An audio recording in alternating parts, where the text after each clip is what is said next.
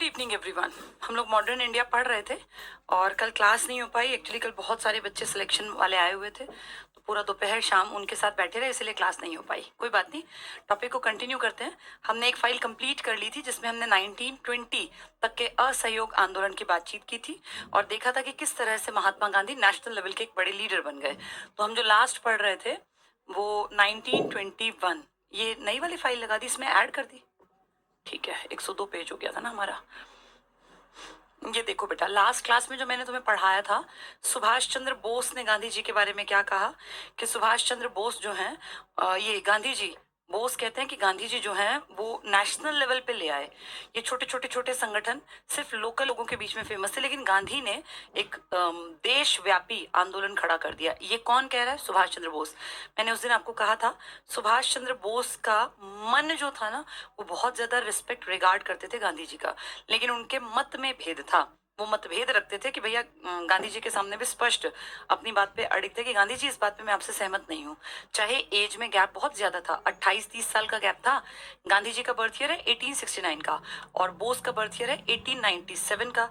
अब 69 से 79, 89, 99, 28 साल का गैप था। 28 साल में बाप बेटे जितना गैप आ जाता है, तो एक होता है जनरेशन गैप, तो तब भी रहा होगा। गांधी जी की कुछ बातों से वो सहमत नहीं थे और सामने स्पष्ट बोलते थे, पीछे से किसी को चुगली नहीं करते थे। जैसे जो सच में लीडर्स होते हैं ना, ऐसा बिल्कुल नहीं कि सबकी हाँ में हाँ। सुभाष चंद्र बोस जिस बात पे अड़ गए सो अड़ गए। वो तर्क के ऊपर चलने वाले पढ़े लिखे बहुत काबिल आदमी थे। ठीक है, ये हमने लास्ट पढ़ लिया था कांग्रेस के बारे में, और ये पढ़ा था कि भाई किस तरह से उन्होंने गिरफ्तार कर लिया गांधी जी को कि तुमने असंतोष भड़काया। और 1922 में वो चौरा चौरी हत्याकांड के बाद फिर थोड़ी थोड़ी गड़बड़ियां सी आने लग गई थी। ये बड़े बड़े लीडर्स हमने पढ़े थे, चौरा चौरी घटना पढ़ी थी, ये सब मैंने लास्ट क्लास में पढ़ा है। 102 पेज तक हमने पढ़ लिया था। आज हम उससे आगे चलते हैं। ये नई फाइल को इन्होंने इसमें ही जोड़ दिया, सविनय अवज्ञा। आज पहले हम इसके बारे में थोड़ा सा रफ जानते हैं, फिर किताबी भाषा पे बातचीत करेंगे। तो गांधी जी ने इंडिया में धीरे धीरे अपने कदम जमा लिए। जब आए 9 जनवरी 1915, तो ज्यादा लोग नहीं जानते थे, कोई फेमस लीडर नहीं थे। 15-16 काम किया। गोखले ने क्या गुरु मंत्र दिया कि हमारी तरह बहुत नरम मत बनना और ना लाल बाल पाल की तरह गरम।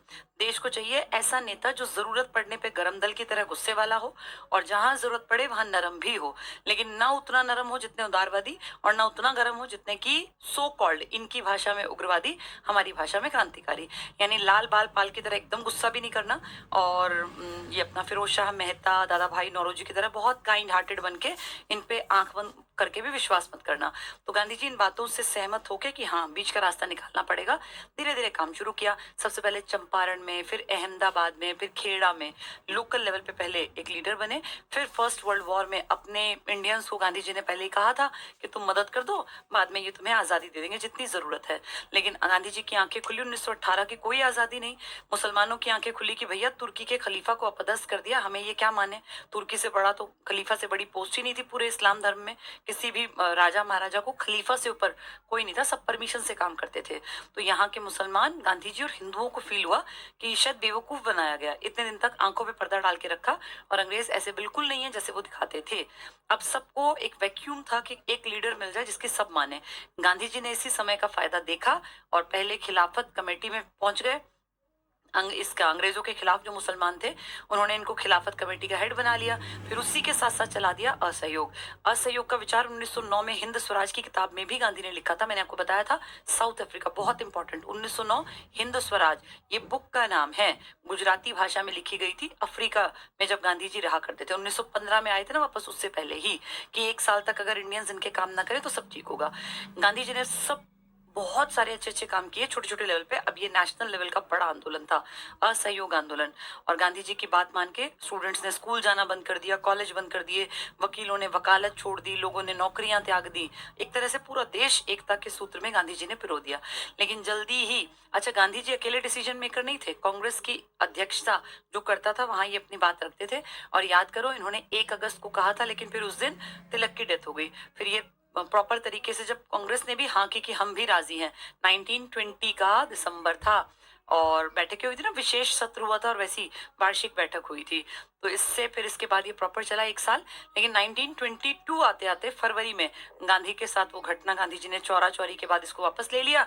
फिर स्वराज दल बट गया, कांग्रेस के भी 2 टुकड़े बट गए। ठीक है, अब गांधी जी को जेल डाल दिया गया 1922 में। गांधी जी ने जब ये सभी ये क्या था अपना असहयोग आंदोलन वापस लिया, तो गांधी जी को जेल भेज दिया कि भैया इन्होंने बहुत नुकसान किया देश का, सरकार का। अब यहाँ जाके गांधी के मन में है कि एक आंदोलन और चलाऊंगा, लेकिन फिर परिस्थितियां अनुकूल हो ही नहीं पाई। फिर देश में कुछ इस तरह की चीजें चलती रही, जिनके चलते महात्मा गांधी जो चाहते थे वो कर नहीं पाए। लेकिन फिर गांधी, अभी क्योंकि गांधी को मेन पढ़ रहे हैं, अब इसमें बीच में गांधी जी का अगला बड़ा स्टेप है 1930। इस बीच में कई और चीजें भी घटित हुई हैं जो आगे जाके फिर पढ़ेंगे, लेकिन अभी मेन फोकस गांधी पे रखते हैं। 1930 में महात्मा गांधी ने CDM मूवमेंट चलाया, सिविल डिसोबीडियंस मूवमेंट, जिसे कहते हैं हिंदी में विद ड्यू रिस्पेक्ट, सविनय।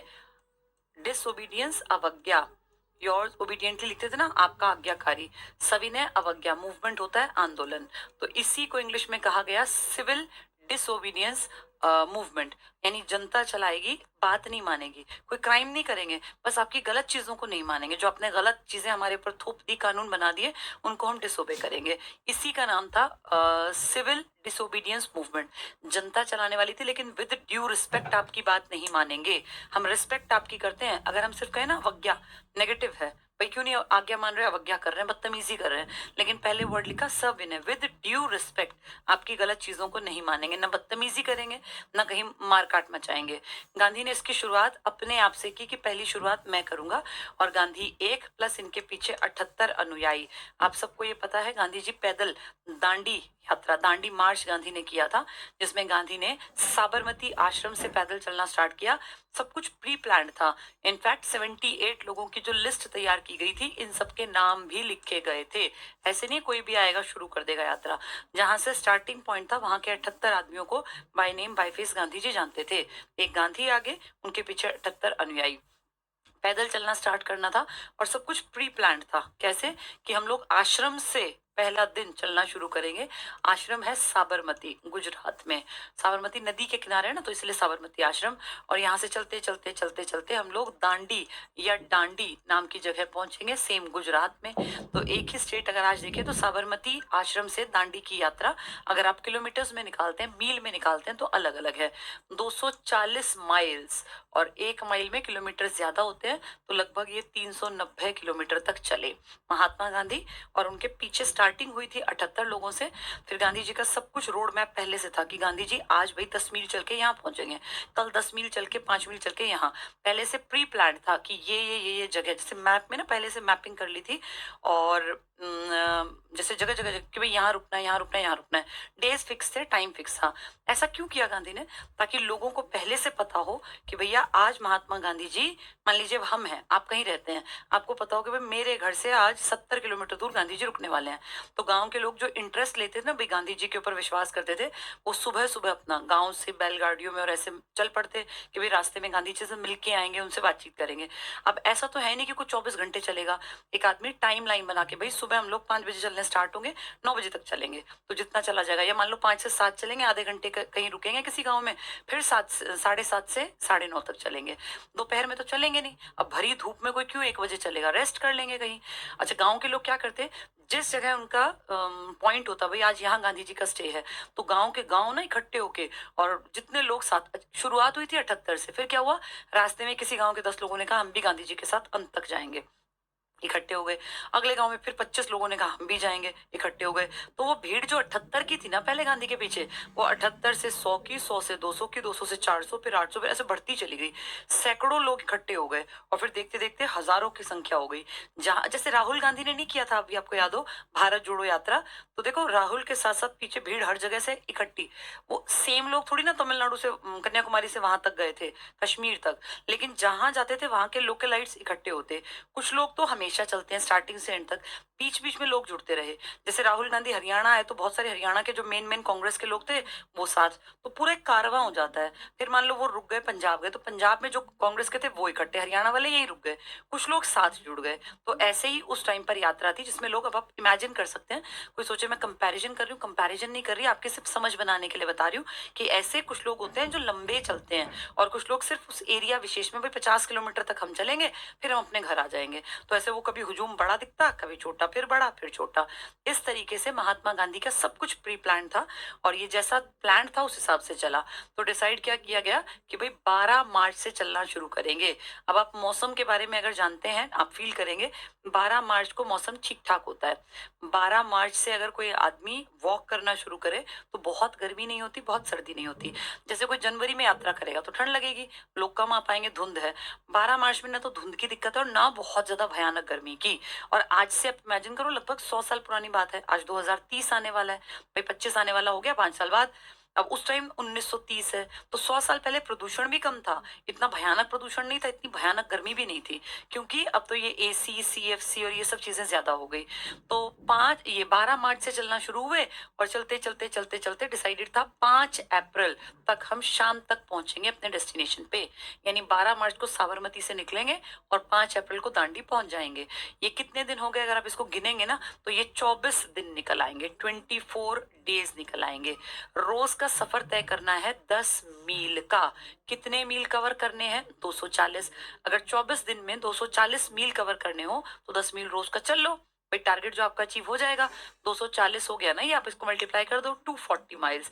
सेम यही डिफरेंस था इसके और इसके बीच में, डिस्टेंस था, तो 240 ही टारगेट था। यानी कितने दिन की यात्रा रहेगी ये? 24 दिन की। अब देखो, ये यात्रा है 24 दिन की, पेपर में आ जाएगा। रोज के कितने मील कवर किए? 10 मील। और कितना मील टोटल डिस्टेंस था? 240। और कब से कब तक चले हैं? 12 मार्च से 5 अप्रैल की शाम को पहुंच गए। अब 5 अप्रैल तक न जाने कितने लोग जा जाके अपने अपने एरिया से ट्रेन भर भर के, साउथ इंडिया से, नॉर्थ ईस्ट से, हर जगह से लोग आए, हरियाणा से भी लोग गए, जबकि हरियाणा का कोई लिंक नहीं है गुजरात में। यूपी से भी लोग, बहुत लोग गए, क्योंकि ये नेशनल मूवमेंट था। और गांधी जी 5 अप्रैल की शाम को जब जहां स्टे किया वो जगह थी दांडी। तो प्लान किया कि कल नमक कानून तोड़ेंगे गांधी जी।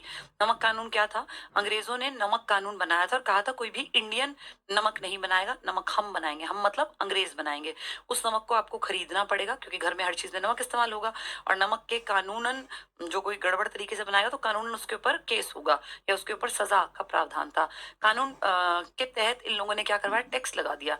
यानी एक बेसिक सी नीड, जो एक गरीब से गरीब आदमी, अमीर से अमीर आदमी की बेसिक नीड है नमक, उस पर भी टैक्स देना पड़ेगा। गांधी जी ने कहा भाई टैक्स क्यों दें, ये कोई तुम बाहर से बना के तो लाते नहीं, पानी भी प्रकृति का, इवेपोरेशन का प्रोसेस भी प्रकृति का, तुम्हारी ऐसी कौन सी लागत आ रही है, इतना कैसे पैसा, और तुम्हें दिक्कत है हम खुद बना लेंगे, तुम हमें बनाने नहीं दे रहे, तुम बना रहे हो, मोनोपोली दिखा रहे हो उस पर कि मेरा एक अधिकार है, उस पर हम टैक्स, जबरदस्ती की बात हो गई। गांधी जी ने कहा गलत कानून है, इसके खिलाफ हम आवाज उठाएंगे। सबसे पहले जाके गांधी जी ने शाम को, जैसे सब लोग इकट्ठे थे, कहा भाई बाकी लोग बाद में, पहले मैं, अगर कानून कहता है कि पकड़ा जाएगा तो मैं पकड़ा जाऊंगा, मैं कानून तोड़ूंगा कल। और अगले दिन सुबह महात्मा गांधी ने 6 अप्रैल, अब ये पूछेंगे कौन से दिन शुरू हुआ, तो 6 अप्रैल सुबह 6:30 बजे महात्मा गांधी ने मुट्ठी में, आपने कई बार पिक्चर्स में देखा होगा गांधी जी ऐसे बैठ के मुट्ठी में उठा रहे हैं नमक, तो वहीं की पिक्चर है वो, कहाँ की? दांडी। मुट्ठी में ऐसे नमक उठाया और कहा आज मैंने कानून तोड़ दिया, अगर इनको लगता है कि इनका कानून ठीक है तो मुझे गिरफ्तार कर ले, मुझे कोई दिक्कत नहीं, लेकिन आज ये एक कानून टूटा है, ऐसे ऐसे जितने गलत कानून है हम सब तोड़ेंगे, और शुरुआत मैंने की है। भाई मैं दूसरे को कहूँ तू कानून तोड़ दे, पहले मैं करूँ उस काम को, मुझे जो गलत लगता है फिर मेरा पूरा भारत करेगा। गांधी जी एक रोल मॉडल थे कि भाई जो काम गांधी को लगा गलत है और पूरे देश के लोगों को कहा कि गलत है, तो पहले खुद पे कि भाई जितनी आंच आनी है पहले मुझ पे। शुरुआत किसने की? गांधी ने। कब शुरू किया? 6 अप्रैल। यात्रा पहले की, यात्रा की 24 दिन तक, गांव गांव रुकते, लोगों से बातें करते। तो 12 मार्च से 5 अप्रैल यात्रा है, दांडी मार्च है, चलने को बोलते हैं मार्च, मार्च पास्ट होता है। 6 अप्रैल की सुबह कानून तोड़ा। कानून कौन सा तोड़ा? नमक। इसीलिए बहुत लोग कह देते हैं ये नमक कानून तोड़ना ही नमक सत्याग्रह है। और इस नमक सत्याग्रह को सिर्फ नमक से मत जोड़ना, ये तो एक स्टेप था, रियलिटी थी, एक बड़ा आंदोलन शुरू हो गया था, सिविल डिसोबीडियंस मूवमेंट, यानी अवज्ञा करेंगे। आपने नमक पे कर लगा रखा है ना, और नमक नहीं बनाना, इसी आज्ञा को तोड़ेंगे, लेकिन विद ड्यू रिस्पेक्ट। इतने हजारों लोग हम कलेश करने नहीं आए हैं, लेकिन आपकी गलत चीज को हम पचाएंगे नहीं। अब चुपचाप नहीं ऐसा कि निगल के बैठ गए। तो सिविल डिसोबीडियंस मूवमेंट का पहला स्टेप है नमक सत्याग्रह या नमक कानून का तोड़ा जाना, जो 6 अप्रैल को महात्मा गांधी ने खुद किया। उससे पहले यात्रा की है 12 मार्च से 5 अप्रैल, 24 दिन की यात्रा है। रोज के 10 मील चले, 240 मील, किलोमीटर में आया तो 390 किलोमीटर। ठीक है, ये सब कुछ बहुत बढ़िया था। अब सोचो साउथ इंडिया, तमिलनाडु में अब कोई क्या करेगा, तो वहां भी इस तरह की कहीं कहीं यात्राएं की गई। छोटी छोटी बड़े बड़े लीडर्स ने यात्राएं कर दी, और उसके बाद फिर सब लोगों ने कहा लोकल लेवल पे जो जो गलत कानून है उसको तोड़ेंगे। जैसे इस टाइम पे ना बेटा बहुत ज्यादा जो सरकार थी ना चालाक थी, जैसे आज भी चालाक है सरकार, हमेशा ही चालाक होती है, चाहे अंग्रेजों की हो चाहे हमारी भारत की हो। जैसे सरकार की कमाई का एक बहुत अच्छा साधन होता है शराब। अभी आप जानते हैं ना, दिल्ली के डिप्टी सीएम शराब घोटाले में ही अंदर है, सिसोदिया जी।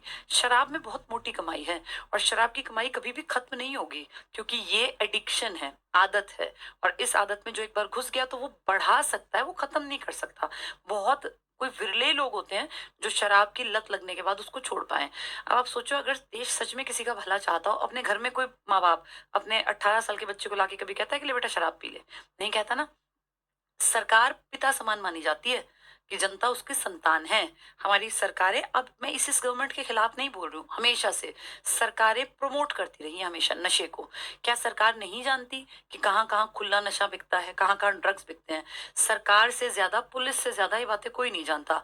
आप और मैं, हमें तो फिर भी ढूंढना पड़ेगा। सरकार को चप्पे चप्पे की खबर होती है, ड्रग्स खुले में बिकते हैं, हर आदमी को पता है। चौकी के कांस्टेबल से लेके एसीपी को, उस एरिया का हेड होगा ना, असिस्टेंट कमिश्नर, डीएसपी, एसएसपी, सबको पता होता है। फिर भी धड़ल्ले से बिजनेस चल रहा है, लगातार बढ़ रहा है। इसका मतलब ये सब चीजें पीछे से बैक पे सबको पता है। तो बेटा ये करोड़ों करोड़ों के बिजनेस हैं, और इस बिजनेस को पहले भी सरकारें चला रही थी, आज भी पॉलिटिशियंस के सब सब जगह पैसे बंधे होते हैं लोगों के। बड़े से बड़ा अफसर, छोटे से छोटा कौन सा, सब लीन होते हैं, लिप्त होते हैं। तो आम आदमी क्या करता है? आम आदमी सोचता है कि सरकार ये जो है अपने आप बढ़ रही है गंदगी, अपने आप कभी नहीं बढ़ सकती। सरकार अगर स्ट्रिक्ट हो जाए ना, अगर सरकार चाहे शिकंजा ऐसा कस ले, एक भी आदमी ड्रग्स ना बेच पाए, इतनी ताकत है। संविधान ने इतना ताकतवर बना रखा है हमारी सरकारों को, इतनी पावर लॉ एंड ऑर्डर में है। लेकिन फिर वही बात है ना कि बेटा 2 नंबरी काम है, तभी तो पैरेलल में पैसा चलता है। एक इकोनॉमी आपको दिखती है जो हम और आप पढ़ते हैं, एक इकोनॉमी इसके पैरेलल में चलती है। 2 इकोनॉमी है इंडिया में, और वो पैरेलल वाली पॉलिटिशियंस के और बड़े बड़े लोगों की जेब से चलती है। उसको बोलते हैं ब्लैक मनी। तुम और मैं जिस चीज को सोच नहीं सकते, वहां से इनकी सोच शुरू होकर पता नहीं कहाँ तक जाती है। तो अब सोचो, महात्मा गांधी तो उस जमाने में कह रहे थे कि शराब गलत है, हमारे लड़कों को बिगाड़ रही है। तो इन्होंने कहा औरतें धरना दे, औरतें ऐसे आदमियों को भेजेंगे कुछ भी गड़बड़ो, औरतें धरना दे, अपने एरिया में ना खुलने दे शराब, उनके बेटों को, उनके लड़कों को, उनके आदमियों को, उनके भाई बंधुओं को, बाप को, सबको बिगाड़ रही है। तो औरतों ने प्रदर्शन किए, शराब की दुकानों पे जाके बैठ गई कि नहीं खुलने नहीं देंगे। और औरतें अड़ जाएं आज भी तो कोई कुछ भी नहीं कर सकता। लेकिन बात यह है ना कि प्रशासन चाहता है कि शराब बिके, प्रशासन चाहता है, क्योंकि ठेके जब उठते हैं तो इनके टेंडर निकलते हैं कि भैया 1 साल में हम इतने करोड़ रुपए जमा कराएंगे। तो सरकार तो चाहती है कि टेंडर जितना बड़ा उठेगा, जितने लोगों को आदत होगी, जितनी ज्यादा नीड होगी लोगों को, उतना फायदा सरकार को। तब भी फायदा था। तो शराब की दुकानों पे धरने देना कि भैया बंद करवा दो, गलत चीज ना चले, और नमक कानून तोड़ो, जो जो नेगेटिव चीजें थी उन सब के लिए विरोध में काम किया। इसी को कहते हैं सविनय अवज्ञा आंदोलन, सिविल डिसोबीडियंस मूवमेंट। सब कुछ